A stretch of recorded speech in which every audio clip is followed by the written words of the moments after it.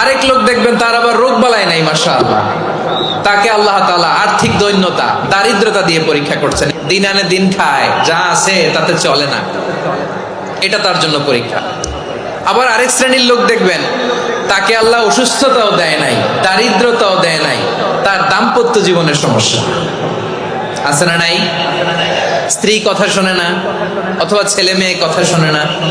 তাহলে পরীক্ষা সবার জীবনে আছে, এক একজনের পরীক্ষাটা এক এক রকম। আল্লাহ তাআলা দেখতে চায় যে এই পরীক্ষার সময় আমরা কিরকম রেসপন্স করি, how to deal with the test, কিভাবে এই বিপদ আপদ পরীক্ষাগুলোকে আমরা হ্যান্ডেল করব, ডিল করব, এটা হচ্ছে আজকের আলোচনার বিষয়। বুঝতে পেরেছেন সবাই আমার প্রিয় ভাইয়েরা? তাহলে পরীক্ষাময় আমাদের জীবন, বিপদ আপদ পরীক্ষা, এটা মানুষের পিছু ছাড়ে না, সবার জীবনে পরীক্ষা আছে। নবীদের জীবনেও পরীক্ষা ছিল।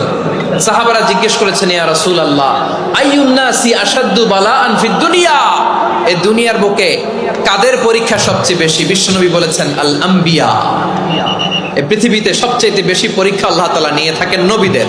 কাদের? নবীদের। সুম্মাল আমসাল ফাল আমসাল, এরপরে নবীদের পরের স্তরে যারা, তাদের পরীক্ষা। এরপরে তাদের পরের স্তরে যারা, তাদের পরীক্ষা। সিদ্দিকিনদের, শুহাদাদের, সালেহিনদের, আল্লাহওয়ালাদের। যার ঈমান যত মজবুত তার জীবনে পরীক্ষাও তত বেশি। চিল্লায় বলেন ঠিক কিনা? তাহলে মুমিনরা, বিশ্বাসীরা, আমরা কি পরীক্ষা বিপদ আপদে ভয় পাই? হ্যাঁ, বিপদ দেখলে ভয় লাগে? আপনাদের ভয় লাগে? হ্যাঁ, না। এত জলকে ইলিশ মাছের তরকারি না।